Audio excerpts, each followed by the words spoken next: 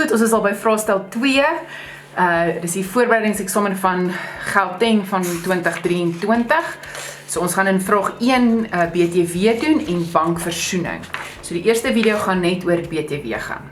So BTW, belasting op toegevoegde waarde, die volgende inskrywing verwys na Rami winkels vir die BTW periode geëindig 31 Augustus. Dit is 'n standaard tarief van BTW van toepassing.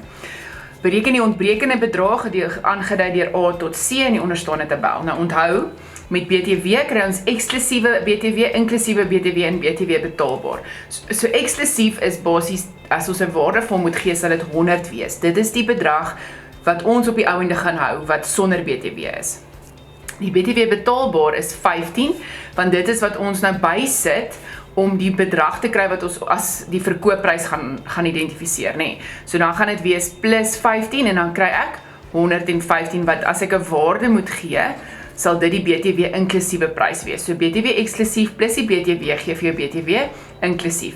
En dan doen ons 'n sommetjie van, ek vat dit wat ek het, die bedrag wat ek het, maal met wat ek soek op wat ek het. So sê nou maar ek soek die 115 en ek het die 15 BTW, dan sê ek die bedrag wat ek het, die 2520, maal met 115 wat ek soek, gedeel deur 15 wat ek het. Nou, dis die basiese BTW berekeninge.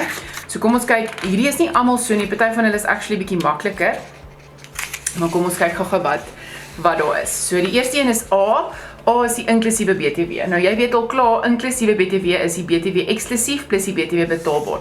So in hierdie geval gaan ek geen berekeninge soos met maalsomme doen nie. Ek gaan net sê die eksklusiewe BTW van 6800 plus die BTW van 2520 en dan kry ek die bedrag van 1932.0. So dis die goedere deur debiteure teruggestuur, dis die inklusiewe BTW. Aankope van handelsvoorraad, daar is die BTW betaalbaar en daar is die inklusiewe BTW. Onthou, ons betaal dan BTW as ons aankoop, nee. As ons verkoop, dan ontvang ons die BTW en nou het ons die BTW, so ons het die, hier is nie 'n eksklusiewe BTW nie, want ons koop nie die handelsvoorraad aan sonder die BTW, daar is nie 'n bedrag sonder die BTW vir ons nie. Ons het net die opsie om die BTW by te betaal, nee. Goed, so ons moet daai B bereken. So wat het ons? Ons het die bedrag van 379.500. En dit is die inklusiewe BTW bedrag, nee. So stem julle saam, ek soek die BTW, so ek soek 15. Ek het die inklusiewe bedrag, ek het 115. So as ek gaan sê die bedrag wat ek het, maal met 15, die BTW wat ek soek op die inklusiewe 115 BTW wat ek het, dan kry ek 49500. So dit is die BTW op daai transaksie. Dan die laaste een is die totale verkope, 821 en dan ons moet die BTW betaalbaar bereken. Maar let wel, ons moes eintlik dit al net nou gelees het, nee. Totale verkope, so dis hierdie, sluit 'n 0 koers item in wat vir soveel verkoop moes word. So daar is 'n 0 koers item daarin, wat beteken daar moet 0% BTW op daai bedrag bereken word, op daai 10.200. Die boekhouer het die BTW van 1530 op hierdie goedere ingesluit en dit moet reggestel word. So jy kan hierdie op een van twee maniere doen. So die eerste manier is, jy kan daai 10.200 rand net daar aftrek en dan die bedrag wat oorbly die BTW daarvan bereken. So kom ons doen dit eerste. So ons gaan nou sê die 821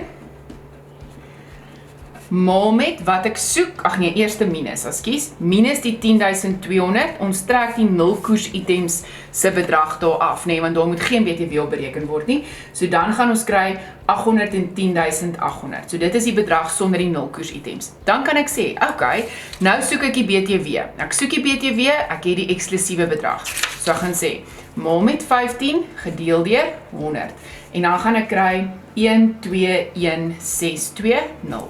Die tweede manier wat jy dit kan doen is, jy kan die BTW uitwerk op daai 821.000, so ek gaan sê 821.000, weer eens, ek soek 15 en die BTW en ek hierdie eksklusiewe bedrag.